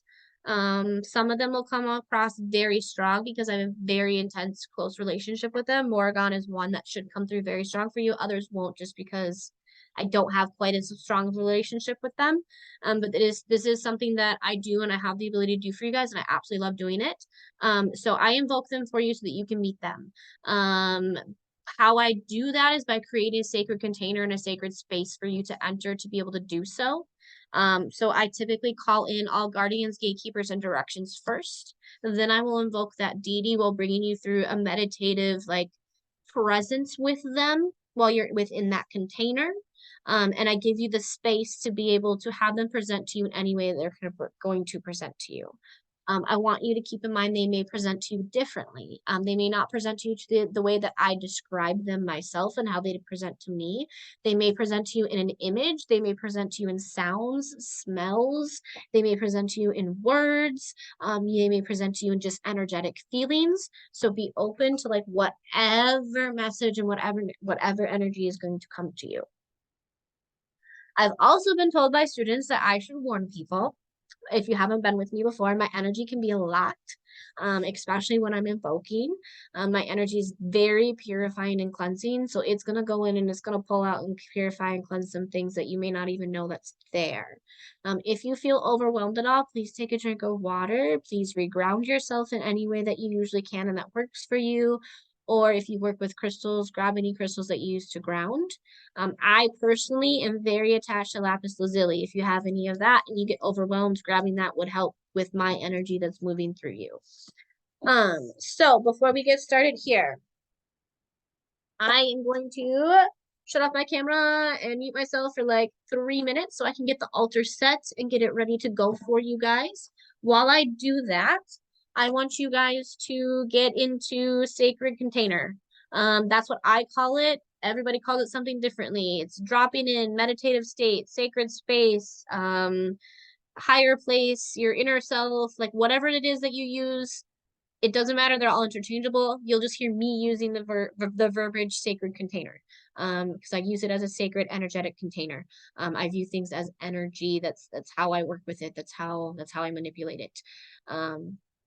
So I'm gonna do that now. I'm gonna go get out the altar reset, get that all ready to go for you guys. I will be right back, and then we will get going. So please, while I'm doing that, like I said, get centered, drop into sacred space, sacred container, whatever it is that you call it. I will be right back.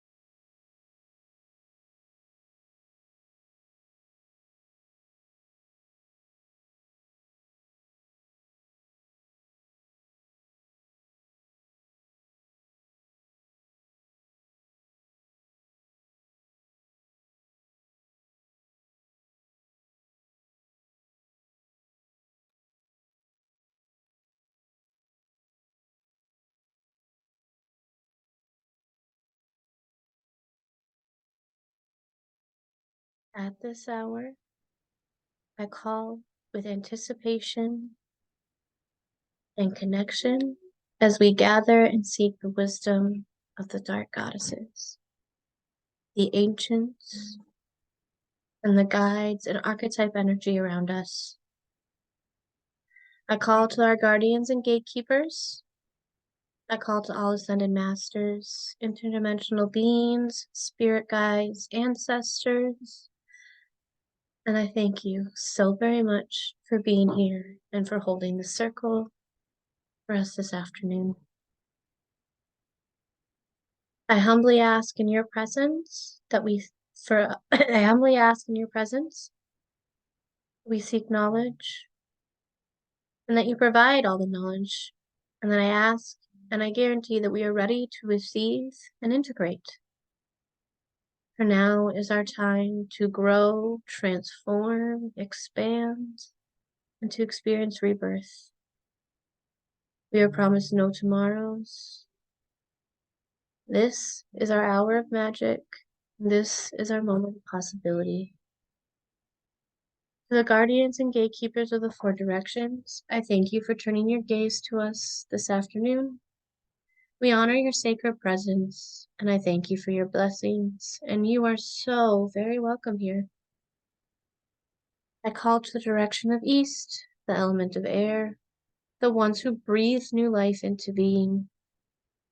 There who lifts us beyond our fear to a place where we are grounded in our understanding, and to a place where we can meet each other where we are and love each other without fear or hesitation. Help us breathe deeply, and on the exhale, release any resistance to this moment, as we are here and you are here. Together, we create a new beginning this afternoon, and we prepare ourselves for the deep rest, deep transformation, and the deep rebirth in this next season to come. I call to the guardians and gatekeepers of the direction of east and the element of air. I thank you so very much for holding the eastern gateway this afternoon. I call to the direction of south, the element of fire, the fire that burns within us and reminds us that our passion lies in our deepest depths of us, in the darkest parts of our soul and in our shadows. It's where the embers sit, it's where the flame burns.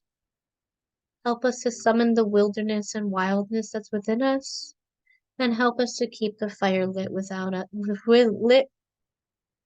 within us as we run through the wild and through the wind and the rain and the pain.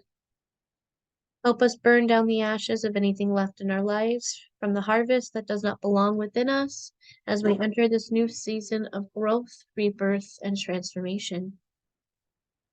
I call the direction of south, the element of fire. And I thank you so very much, guardians and gatekeepers, for holding the southern gateway this afternoon.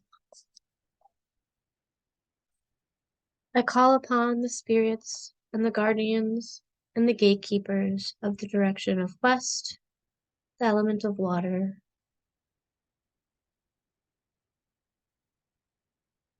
You are the energy that flows within us. You are the grace and you are the movement. You cleanse, you wash, you rebirth.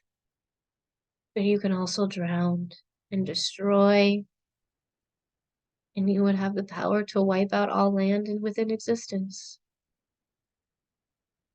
I call to you the element of water, and I ask you to please wash over us. Bring us through this period, clear, cleansed, and ready for our transformation, our rebirth, and our regrowth. I call to you the element of water as you start to freeze in the winter temperatures, as you start to turn to ice, and your molecules start to freeze. You represent the rebirth, the rest period. Your molecules start to move slower. I call to you the element of water.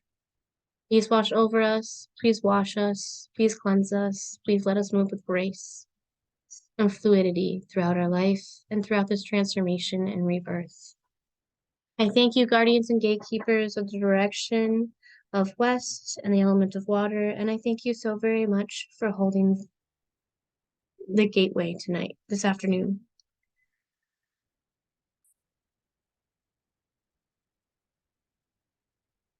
I call upon the guardians and gatekeepers of the direction of north and the element of earth. You are the land we walk on. You are the dust that swirls around us. You are our grounding and our nurturing energy. You're the roots to our Mother Earth. You're the roots to our family. You're the roots to our ancestors.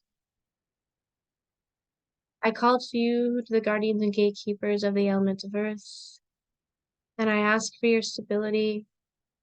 I ask for your steadfastness and bravery as we go through this transition, this rebirth, this growth, this evolution.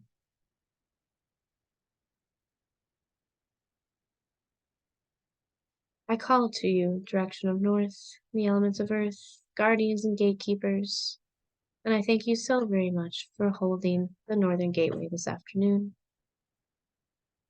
I call to all ascended masters, guardians and gatekeepers, ancestors, other dimensional beings, supernatural and paranormal entities, spirit guides, and any other energy that wants to be here within the circle tonight to benefit us, both above and below. And I thank you so very much for holding those gateways this afternoon.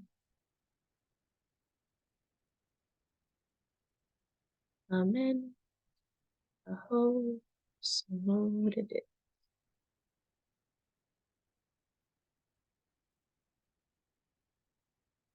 Now that the corners have been called, the directions have been called, the circle has been cast and has been set. Next, I want you guys to take a minute to take a couple deep breaths in and out now. Because Morrigan is going to be introduced to you. If you don't feel her already, you will soon. She's already pointed, but she knows that she's going to be here.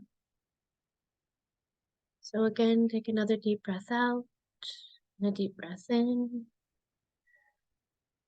In and out.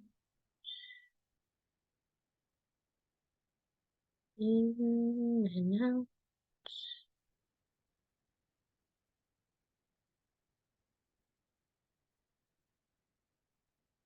I call to you. I call to you, Phantom Queen of the battlefield. I call to you, Celtic Goddess of War. I call to you, the Warrior Protectress. I call to you, Raven Goddess. I call to you, the Mother of Life, Death, Rebirth, and Transformation.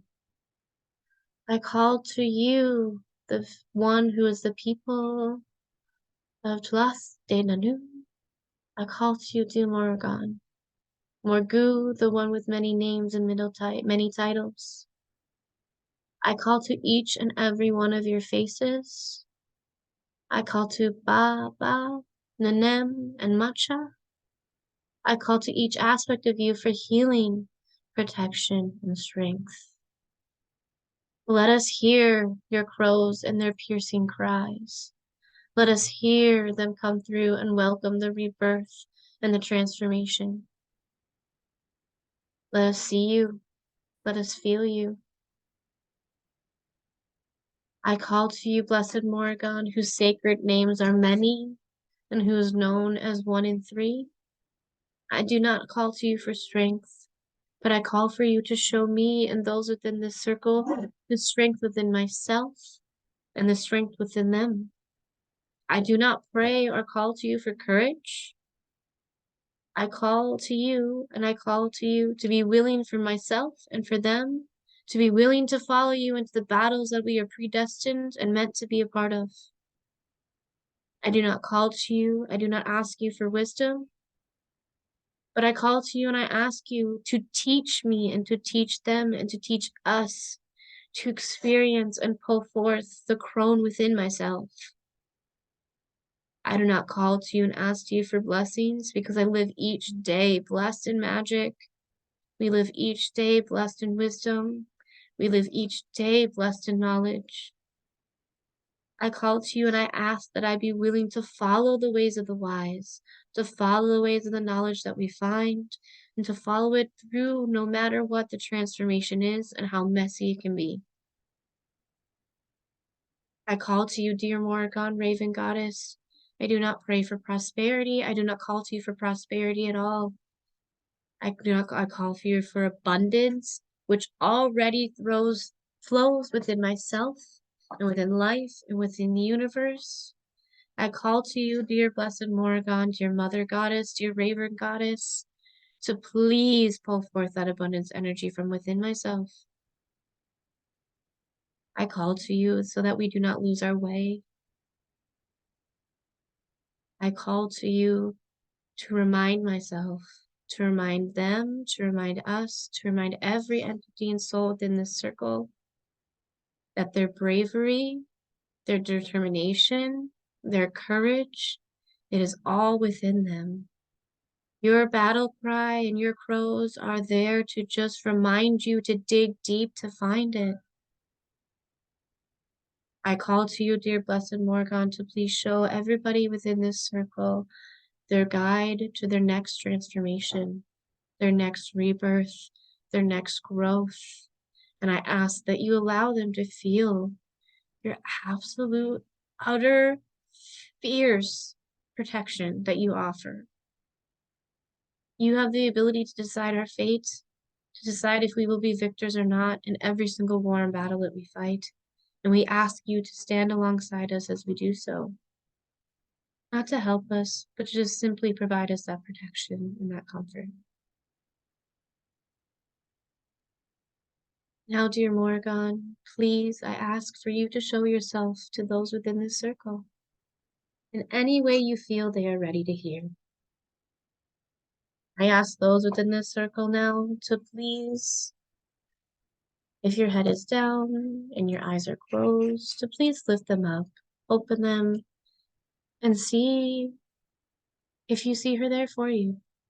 Be willing and open, acknowledge and let her know you are ready to receive her. You are ready to meet her. You are willing and open to her.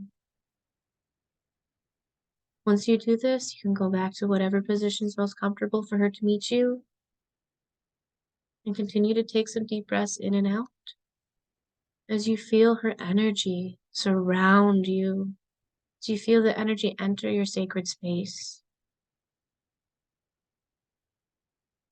Is she presenting to you in a crow? Is she presenting to you as the crow warrior goddess, the one with like a beak in her mouth? Is she presenting to you as one of the animals and beings that she shape-shifted to as an eel or a cow? Are you getting an image at all? Do you hear something around you? Do you hear her shriek? Do you hear a crow? Do you hear the sounds of battle cries?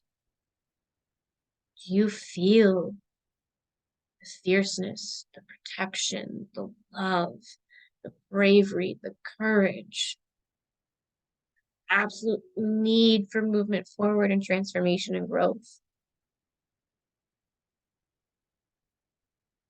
Do you feel the sensuality, the sexiness, the love, the devotion she has to the people that she chooses to protect, the passion that she has for those in the battlefield? Do you smell anything around you? And again, come back to her and remind her, I am open and willing to receive you. I am open and willing to receive you and any message you have to give to me.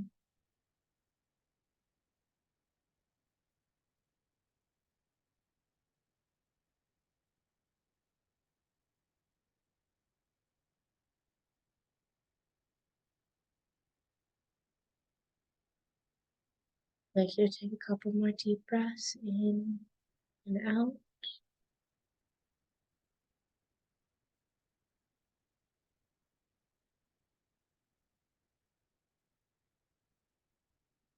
When you feel you're ready and open and willing to receive whatever message she has to offer you, I would like you to ask her in any way that feels right to you,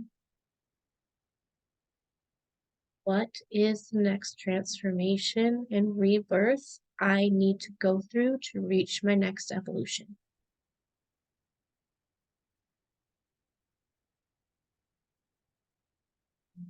You need to be willing and open to receive whatever message that is being sent.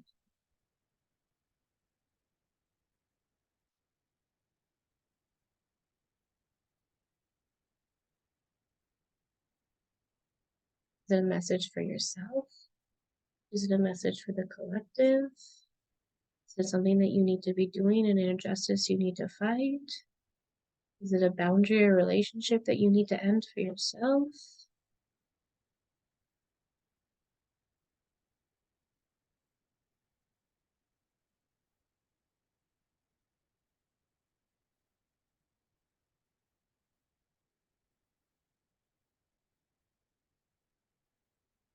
What is it that she is relaying to you, and how is she relaying it?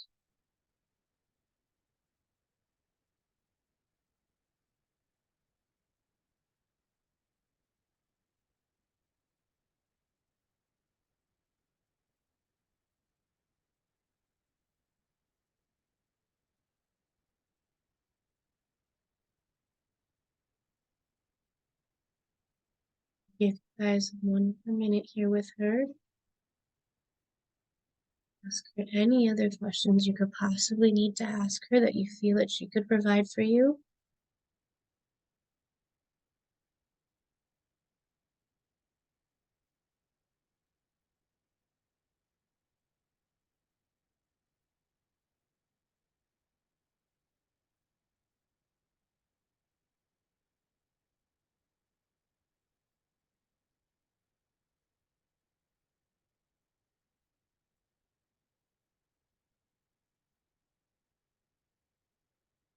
Now I'd like you to take a couple more deep breaths. In and out. And I'd like you to show her in any way that feels comfortable to you and between her some sign, some act of reverence and respect and love and thankfulness and gratitude for whatever messages she sent to you today. Even if it was just an energy feeling, even if it was just something very small like a little image or something big like a conversation, no matter what it was she presented to you today, you show her, thank her, give her honor, respect, and reverence and gratitude for being here. If you're going to meet each other again and see each other again, have a conversation about it now.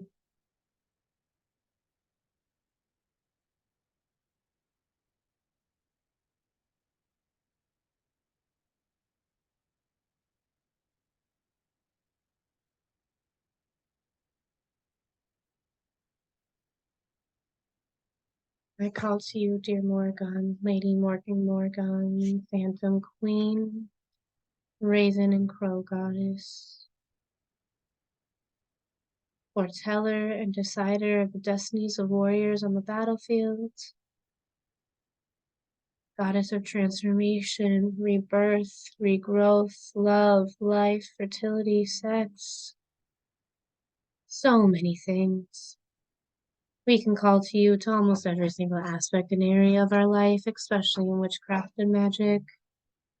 You are one of the oldest deities to walk this planet, one of the oldest deities we talked about. You're such a primordial entity and energy, and I thank you so very much from the bottom of my soul for being willing to come here and meet us and join with us this afternoon. I thank you so very much, and I release you, and I can't wait to seeing you again. I call to the guardians, gatekeepers of the direction of north, the element of earth, and I thank you so much for being here and holding the northern gateway tonight, and I release you. I call to the guardians, gatekeepers, ascended masters, and other beings of the direction of east, the element of air, and I thank you so very much for being here and holding the gateway to this afternoon, and I release you. I call upon the guardians, gatekeepers, spirits, ascended masters, other dimensional beings, spirit guides, ancestors, and all other energies of the element of fire and direction of south. I thank you so very much for being here and holding the southern gateway this afternoon, and I release you.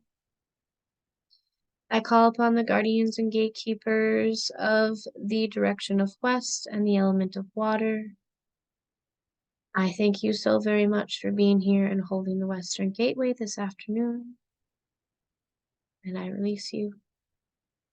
I call to the guardians and gatekeepers, ascended masters, spirit guides, ancestors, interdimensional beings, other entities, any other energy and spirits that were here within us within this circle, both above and below.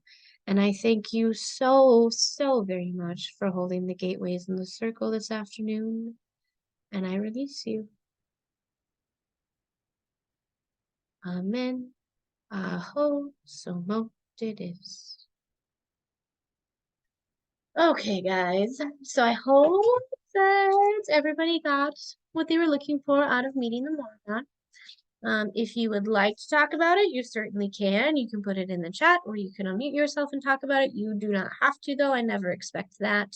DD work is super personal, so I don't expect anybody to ever talk about it if they don't want to. If you want to, go for it. I am all about that. Otherwise, if not, like that is class today.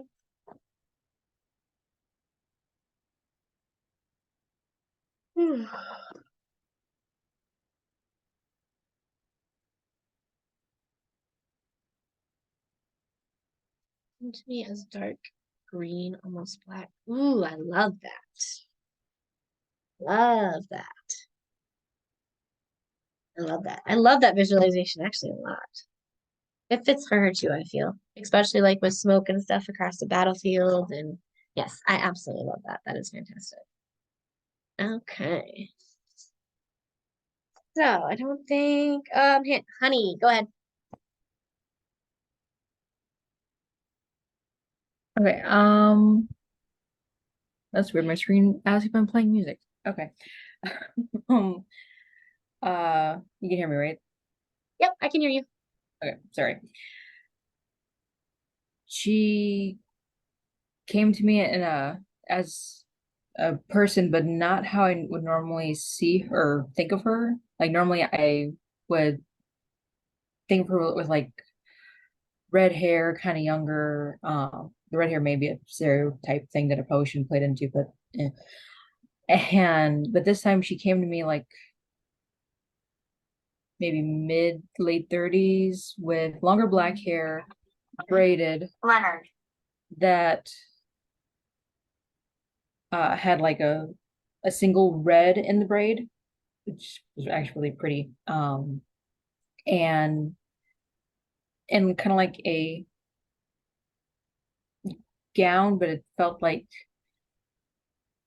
a goddess warrior type gown, if that makes sense. And Yep. What? she just one second.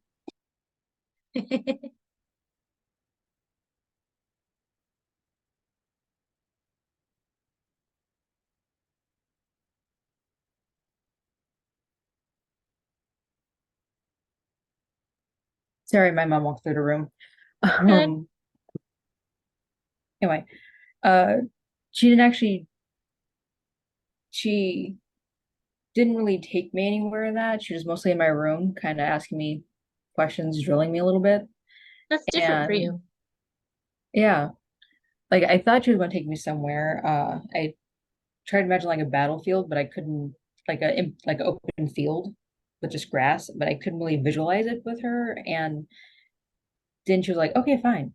And we went to in front of Caradwin's house for some reason. But instead of going inside, she kind of leaned against the fence post and instead follow me. We started to walk down to like the stream that was off it a little bit from last time. And she got in and she told me to follow her.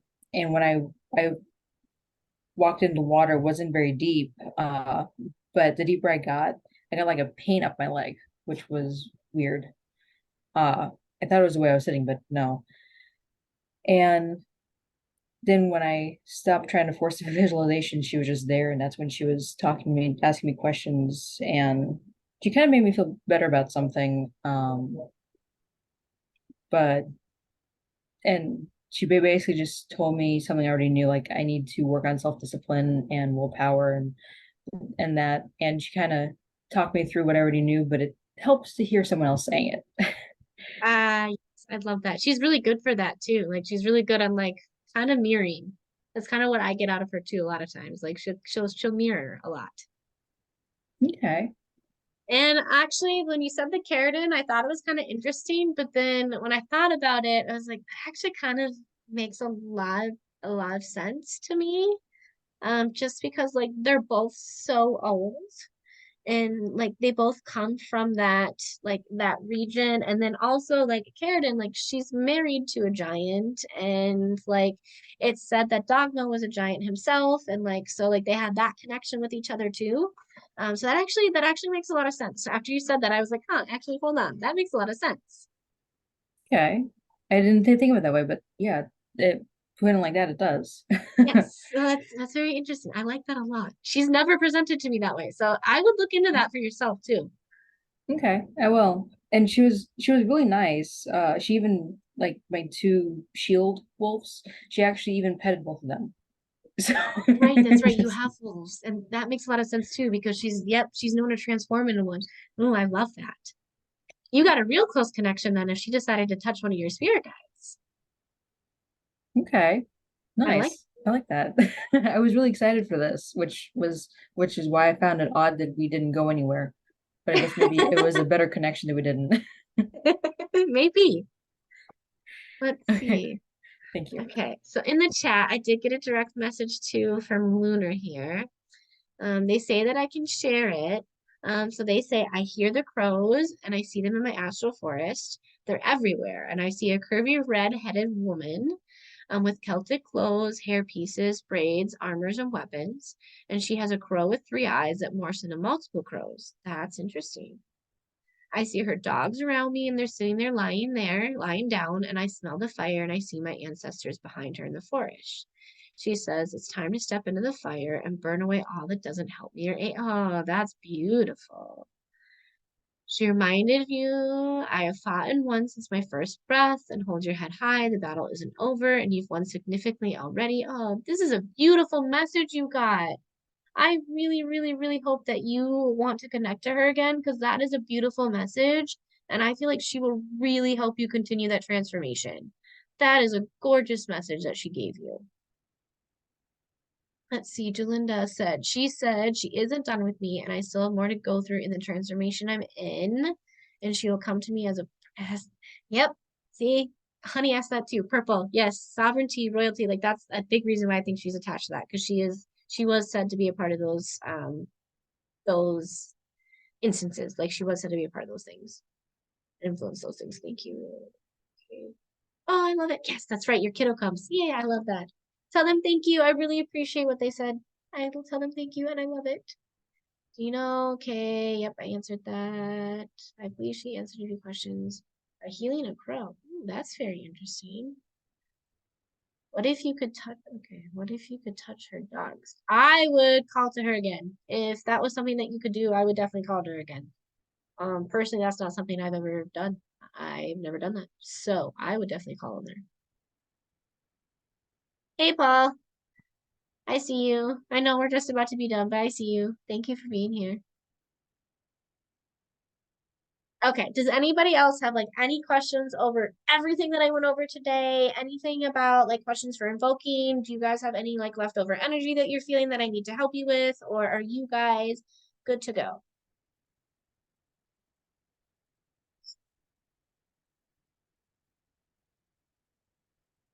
Looks like we're good to go. Fabulous. Okay, so thank you so much for being here with me today, guys. So this, like I said, this was a reschedule. So tomorrow you guys get to be with me again for Dark Goddess Devotionals. So if you're at, even though you missed it, that's totally fine. I did record it. I record every single one of my classes. So once Alex reviews it, it'll get posted to the YouTube page for you guys. So you can always go and rewatch it, and then you can watch it a bajillion times if you want to. Are we doing Dark Gods as a series in the future? Yes. Yes. That's yes. When, I don't know. I can't promise you. There's so many dark goddesses that I want to go through. And then when we're done with like dark goddesses, I want to touch on like quote unquote light goddesses as well because I am all about duality and balance. And like I'm focusing on the dark side first because I feel like so few practitioners, so few spiritual leaders and teachers are focusing on it as much as they should be. And I really want to shift the paradigm. I really want to shift the perspective. And I really want to do that. So that's why I'm focusing on that. But I will get to that too because I am a duality practice. Like that is my entire practice is gray. So yes, I do plan on doing that and doing the masculine with the feminine and doing the light and the dark and like doing it all. This is kind of where I'm starting right now. But yes, I do plan on doing that. Okay. Fabulous. So again, tomorrow we're doing Hecate. Monday we have our Samhain online Samhain. God, see, sometimes I slip into that neo-paganism pronunciation. But we do have our Samhain virtual celebration. Thank you, Paul. I look forward to reading that. I just started going over her grimoire again. I'm a really fast read, so I'm really hoping I can finish it again before that class. At least I'm going to go over my notes. But okay, so yes, we have Samhain on Monday, and then next week, honey, you're way better at this than me, but let me see if I can get there faster than you. What book? Tiamat's Grimoire. That's the one I'm trying to get done before I teach Tiamat. I've read it once before, like front to back, and like I've read experts many times throughout, but I'm trying to finish it completely all again. Paul put it in my brain like a few weeks ago when he said that he was doing it, and then now I'm just trying to finish it before then. Okay, what was I gonna go look? I got distracted. What am I teaching next week? Sorry guys, I just have so many classes I do. I can't remember which deity we're doing next week. Is it Eris? Yep. Yes, we're doing Eris next week. Dark Goddess Eris next week. I'm really excited to do her because I slipped her in. I told you guys I didn't want to do a ton of Greek goddesses like in a row, but like I have to do her collectively. She is doing so like she's what she's doing collectively is huge right now, and has been for a couple years. So I really wanted to do her. So we're doing her next week. So again, thank you so much for being here with me today, you guys. I really appreciate it. I hope you got what you needed. If you have any personal questions, feel free to reach out to me in DM. And then you guys also have the study guide to go over. Again, thank you so much for spending your afternoon with me. Have a good rest of your day, guys.